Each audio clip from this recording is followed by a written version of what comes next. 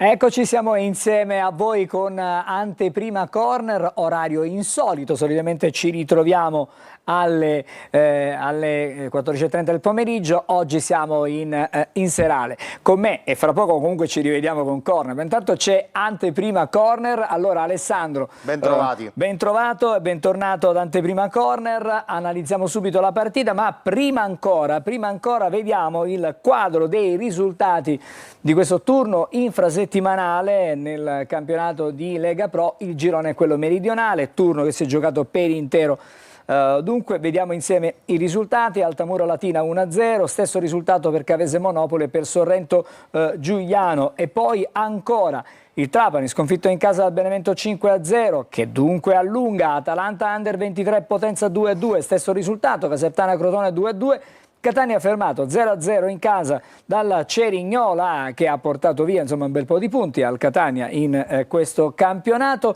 Cosenza Siracusa 1-0, il Foggia è stato battuto dal Picerno proprio in casa per 2-1, la Salernitana invece ha regolato 3-0 il Casarano. Vediamo alla fine di questo turno com'è la classifica. Il Benevento a 60 punti, il Catania a 52, ha una partita in meno, potenzialmente potrebbe arrivare a 55. La Salernitana 49 punti, poi Cosenza 43 assieme alla Casertana, 41 punti per il Crotone, 39 Cerignola, Monopoli 37, Altamura 36, Casarano 33, qui si chiude la zona dei playoff. Il Potenza 31, Sorrento 30, Atalanta Under 23, Cavese Latina 27, ripiombiamo adesso in una zona particolare e calda, che è quella dei play-out. Picerno 26, Trapani 25, Siracusa e Foggia 22, chiude il Giuliano 21, ma sul Siracusa pende la spada di Damocle della penalizzazione che dovrebbe arrivare nei prossimi giorni. Alessandro, cominciamo a parlare di Catania, un Catania che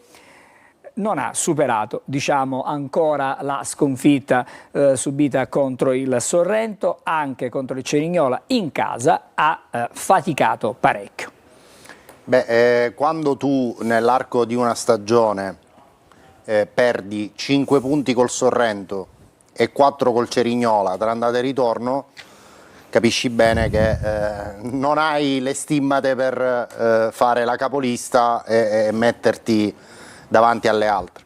Cioè 9 punti tra andata e ritorno lasciati tra Sorrento e Cerignola ci dicono che insomma è un dato inquietante e che conferma come questa squadra stia accusando un periodo di flessione e anche di involuzione, perché le avvisaglie della sconfitta di Sorrento, che avevamo subito detto, Angelo, che non era una sconfitta qualsiasi, era una sconfitta che aveva un peso specifico non indifferente, perché maturata con una prestazione molto negativa da parte del Catania, e i fatti ci dicono che la partita di ieri è figlia della partita di Sorrento, di Potenza contro il Sorrento, perché la squadra evidentemente ancora ha la testa pesante, la squadra non riesce a sviluppare un gioco efficace.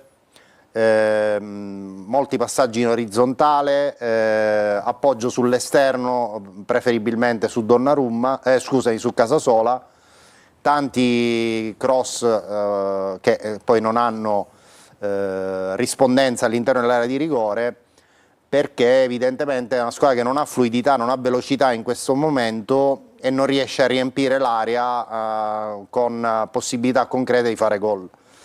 Sarà un caso, ma ieri non abbiamo visto un tiro in porta di Forte, un tiro in porta di Caturano, un tiro in porta di Rolfini. Cioè tutti gli attaccanti che Toscano ha utilizzato nel corso della partita non sono stati messi nelle condizioni di battere a rete da attaccanti. Quindi è evidente che c'è proprio un problema in questo momento strutturale sul sviluppo del gioco. Ma Alessandro, questa squadra molto spesso abbiamo visto, anche durante la stessa partita, assume atteggiamenti diversi.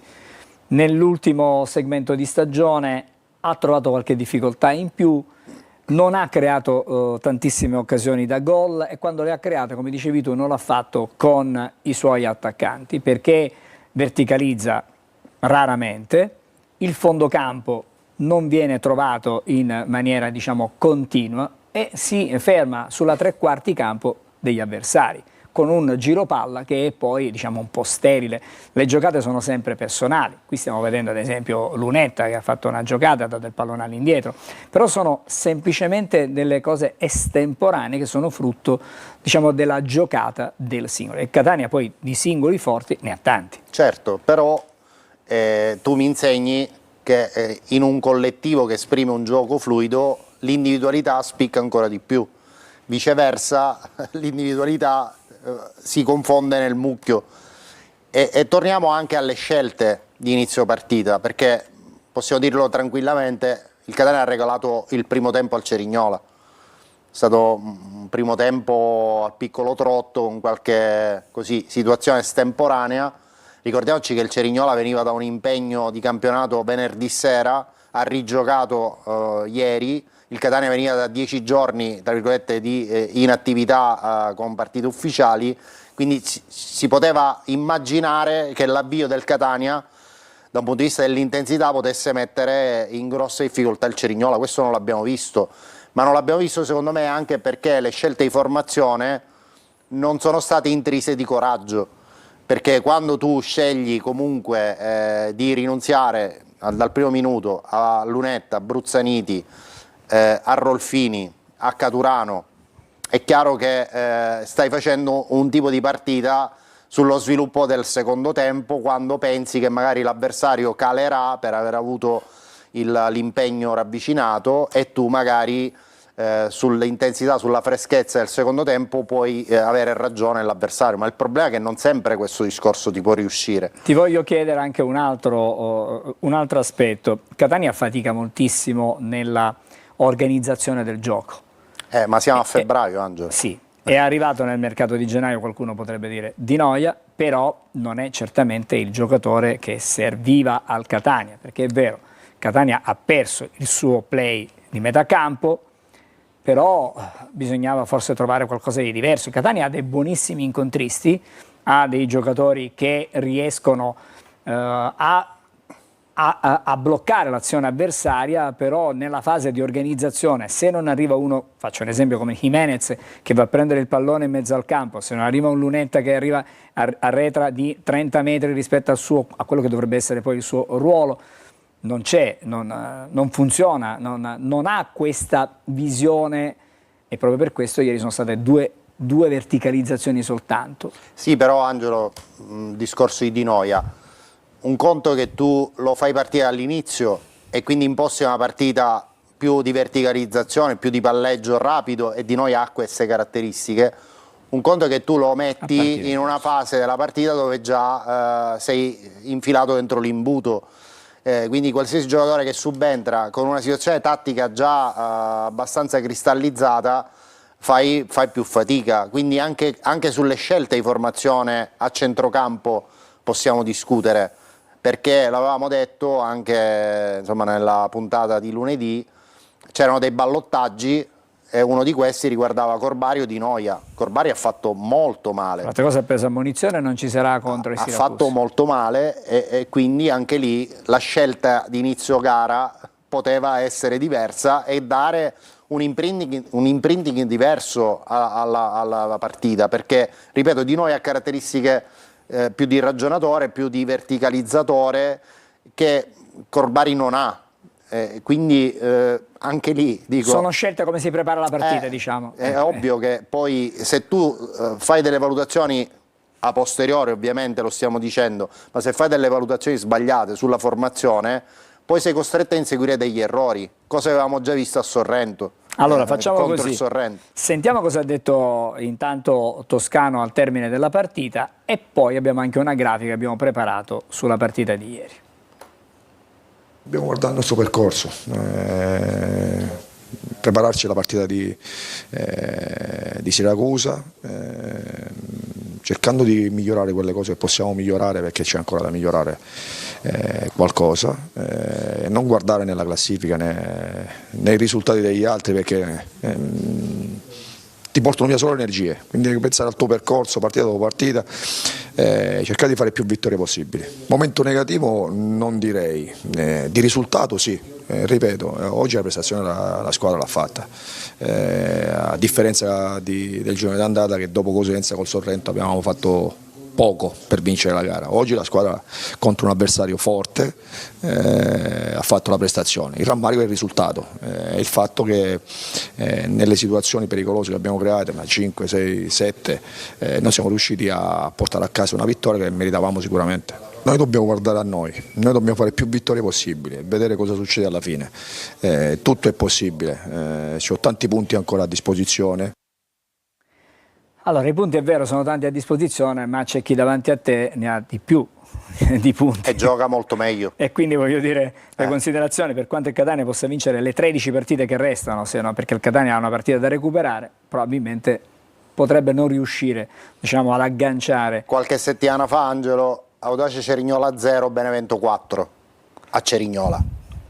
Beh, non voglio aggiungere altro. Vediamo la grafica che abbiamo preparato su questa partita, c'è una grafica particolare, noi solitamente ci dedichiamo al top, ma oggi però purtroppo anche questa settimana abbiamo un flop come è stato a Sorrento, un giocatore che abbiamo citato poc'anzi, Andrea Corbari, che ha messo insieme in questa stagione 24 presenze con un gol e 0 assist, un dato in netta controtendenza, in negativo rispetto a quello che il centrocampista originario di Cremona aveva fatto l'anno scorso con la maglia della Virtus Entella, con cui ha vinto il campionato di Serie C con 5 gol in 36 presenze. Il dubbio, Angelo, è che sia una mezzala di un centrocampo a 3. Come centrocampista di un centrocampo a 2 non è esattamente il suo pane. Una riflessione sul centrocampo del Catania, d'accordo non avrà il play come abbiamo detto, ma questo Catania quando non ha lì in mezzo Di Tacchio nelle migliori condizioni, diciamo che perde moltissimo. Anche in termini di leadership, in termini proprio di carisma, di punto di riferimento, di carica, perché chiaramente ci sono le fasi della partita dove ci sono i senatori cosiddetti che vanno e danno l'imprinting al resto della squadra. Sicuramente in questo il Catania ha perso parecchio, perché Di Tacchio ha caratteristiche tra i centrocampisti uniche e insostituibili. Allora Alessandro, grazie, non ti allontanare troppo perché noi alle 20:45 ti mangio un panino e ci vediamo fra poco. 20:45 torniamo con Corner, puntata tutta dedicata al Catania come sempre. Facciamo una breve sosta e poi andremo in Serie B con Marco Gullà per parlare del Palermo.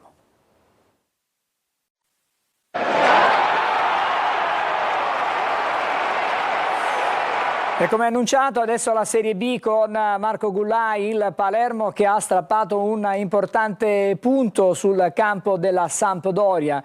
È un rocambolesco 3-3 con la squadra di Inzaghi che ha recuperato tantissimi gol, 2 per essere precisi.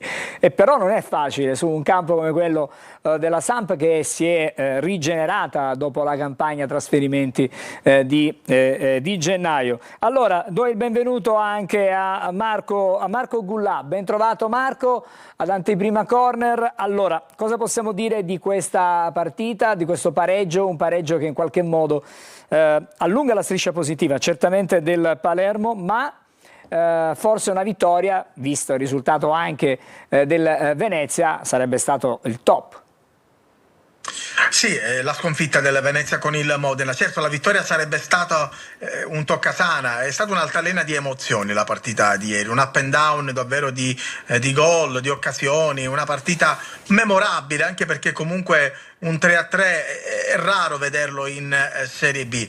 Dobbiamo sicuramente evidenziare il carattere del Palermo, che nonostante lo svantaggio di 2 gol, quindi 3-1 per la Sampdoria, è riuscito a riprenderla con la rete di Augello e la rete poi finale di Ceccaroni. Però dall'altro lato è ovvio che il Palermo doveva certamente fare ancora di più per approfittare della sconfitta del Venezia in casa con il Modena e avvicinarsi, quindi anche in questo caso. Vediamo la classifica, guarda, la regia è puntuale, ce la fa vedere. Il Venezia ferma 50, Monza 47, Frosinone 46, Palermo 45 punti. Adesso appena 2 punti, diciamo così, dal secondo posto, ma sono 5 adesso le lunghezze dal primo posto. Insomma, un Palermo che, certo, 2 punti in più oggi avrebbero fatto comodo, no?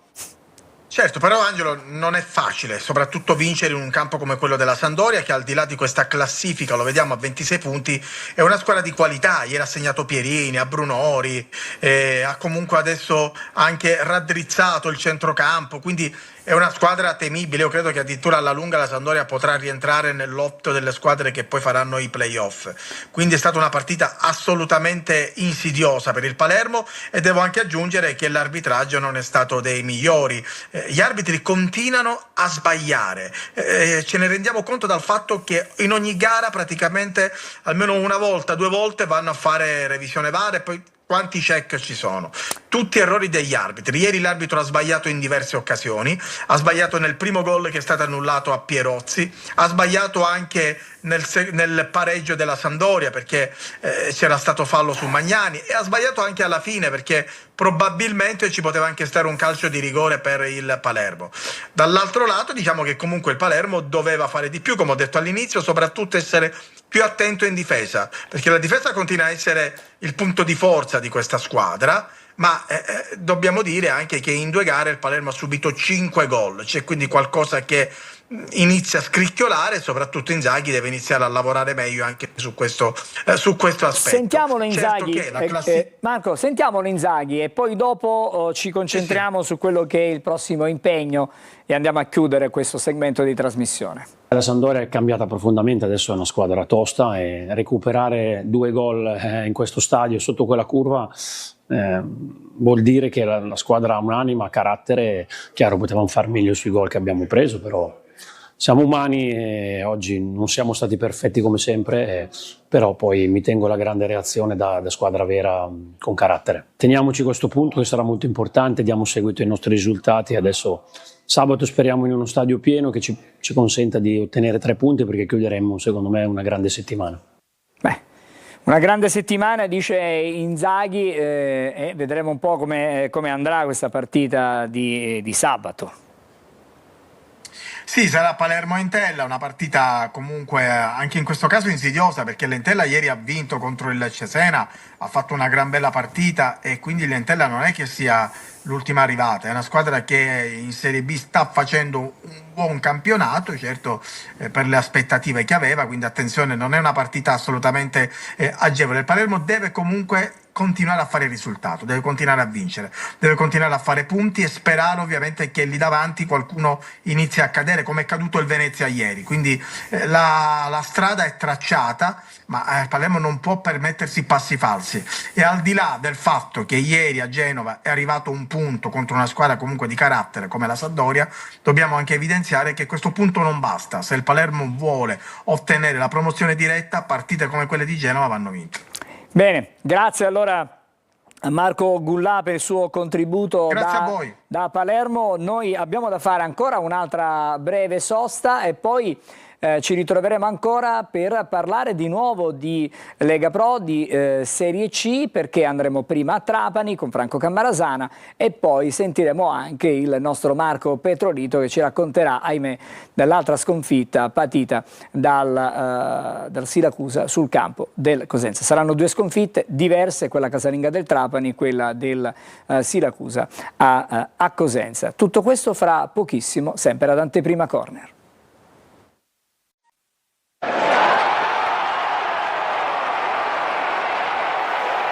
Siamo nell'ultimo segmento di Anteprima Corner, allora ci colleghiamo adesso con Franco Cammarasana. Franco. Eccomi qua. Allora, ben trovato ancora ad Anteprima Corner. Allora Franco, che cosa è successo? Bruttissima questa sconfitta, larghissima la vittoria del Benevento, bruttissima la prestazione. Il risultato, non tanto la prestazione, perché ci sono dei momenti forse che non sono stati così brutti, però forse l'influenza del mercato di riparazione su questa partita si sente e si vede tutta. 16 giocatori nuovi non si possono inventare.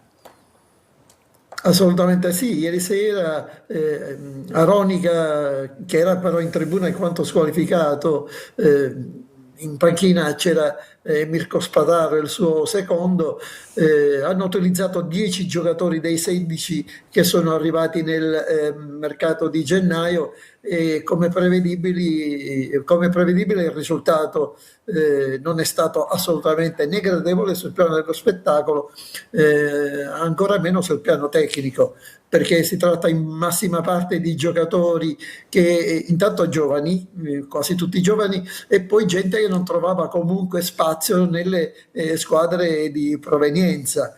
In pratica la partita è durata soltanto 20 minuti, perché dopo 20 minuti già il Benevento era avanti di 2 reti, il primo di Tomminello, che fra l'altro è un trapanese anche se non ha mai giocato nel Trapani, perché è nato calcisticamente in un'altra società, il Città di Trapani, una piccola società dilettantistica, che però ha allevato, se così possiamo dire, molti giovani calciatori che sono andati poi a giocare non nel Trapani ma in altre società.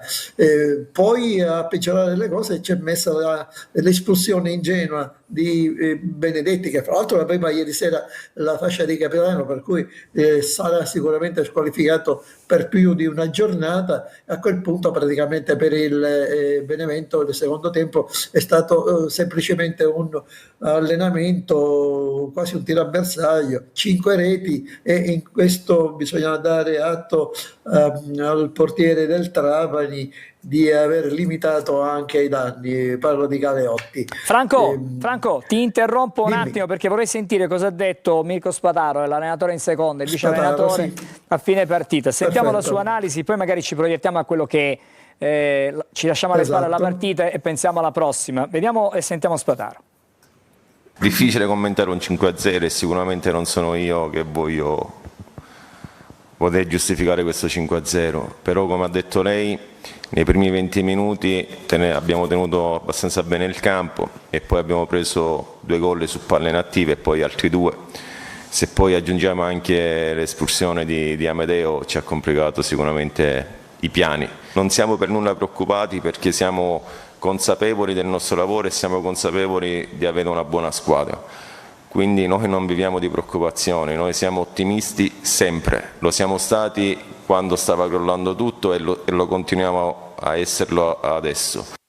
Allora, ma scusami Franco, Spadaro dice che non è preoccupato, non sono preoccupati, ma dal tuo punto di vista c'è da esserci preoccupati, c'è da essere preoccupati? Sì, perché secondo me sì, perché ripeto, come dicevo, questi giocatori hanno bisogno di tempo adesso per raggiungere una forma fisica accettabile, almeno una parte di loro, e poi essere inseriti nello schema della squadra. Il primo Franco, ti step interrompo, è sabato prossimo, Franco, quando si giocherà contro il Giuliano. Ti interrompo perché a proposito di preoccupazione vorrei fare vedere la classifica mentre tu parli e vediamo Esatto, la classifica, perché adesso il Trapani è dentro la zona play-out, se prima era fuori, Assolutamente. adesso va bene che non è distantissimo dal Latina 27, dalla Cavese, dall'Atalanta Under 23, però e sappiamo anche che ci sono 15 punti di penalizzazione, ma come stavi dicendo anche tu, la situazione è completa, è complessa, è complicata, perché bisogna mettere insieme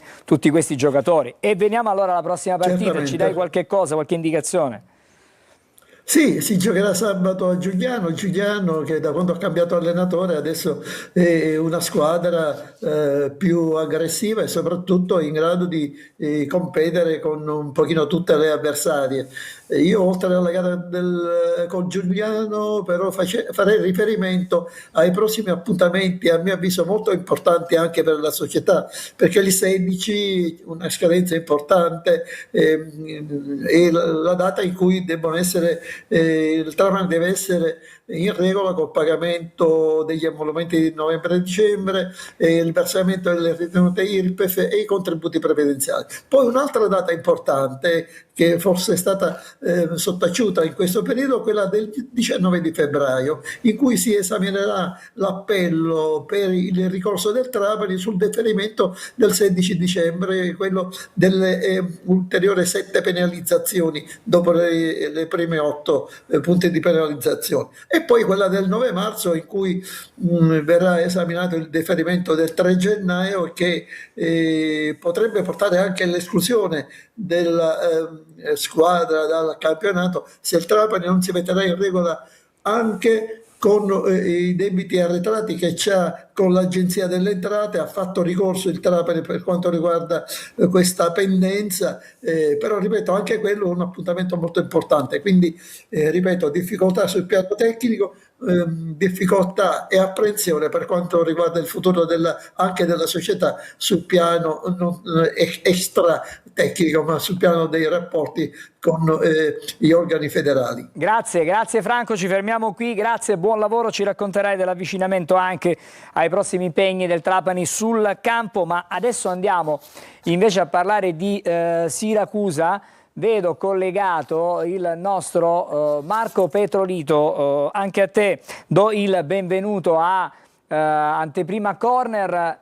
Marco, purtroppo è arrivata una sconfitta per il Siracusa che adesso insomma, prepara il derby con il Catania. Più che quello che è stato, pensiamo a quello che sarà in casa Siracusa. Marco.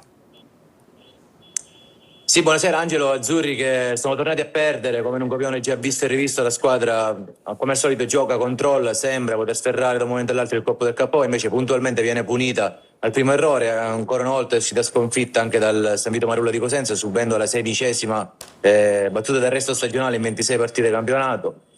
Bilancio molto pesante per la squadra che ha subito il gol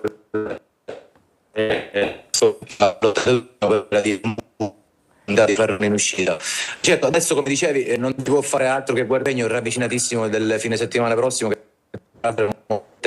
qui si guarda con il Catania un po' come la gara da ultima spiaggia, dove gli azzurri dovranno a tutti i costi ottenere i 3 punti per continuare ad avere almeno un lumicino di speranza, per provare a poter riagganciare la zona salvezza che, come abbiamo visto poc'anzi dalla classifica, adesso per gli adesso la rivediamo Marco, la rivediamo la classifica e così magari facciamo una fotografia di quello che succede. Siracusa è a 22 punti assieme al Foggia e a -5 rispetto al Latina, quindi insomma se pensiamo che c'è in bilico la probabile penalizzazione, allora la situazione si fa davvero complessa. Sì, situazione che si fa davvero complessa, ma che almeno fino a ieri non ha scoraggiato, ecco, che l'ambiente attorno alla squadra, si spera, la società punta molto sul calore del pubblico, che una volta dovrebbe. La squadra anche nel derby di sabato, tifosi azzurri che nonostante i risultati recenti, la vittoria ricordiamo manca dal 4 gennaio, il 3-1 sulla Salernitana, sono chiamati in massa al Nicola De Simone con grande senso d'appartenenza, ecco, attaccamento alla maglia, elementi che giocheranno un ruolo fondamentale anche nei giocatori, in un momento che per i Leoni è davvero delicatissimo, dato che comunque le prestazioni sono arrivate, l'integrazione dei nuovi sta avvenendo in maniera graduale, ma i risultati purtroppo non hanno rispecchiato quelle che sono state le giocate e comunque le buone cose che hanno fatto vedere in campo i ragazzi di Duratti, che ieri alla fine del match è sembrato molto deluso e arrabbiato, soprattutto per il risultato, visto che comunque il gol è arrivato per una ingenuità. Il Cosenza ha ottenuto il massimo risultato con il minimo sforzo e ancora tornare a casa con un KO. Grazie anche a Marco Petrolito, ovviamente seguiremo con attenzione, lo ricordiamo, la partita del De Simone tra il Siracusa ed il Catania, il derby che la nostra emittente Telecolor trasmetterà in diretta,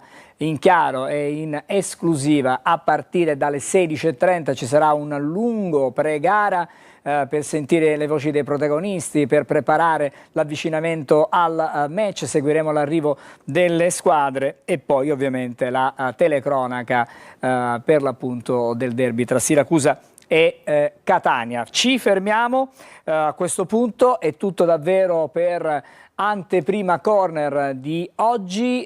Siamo a una giornata particolare, un'anteprima corner turno infrasettimanale, ma vi aspetto fra pochissimo, saremo alle 20:45 insieme a voi invece con Corner. A più tardi.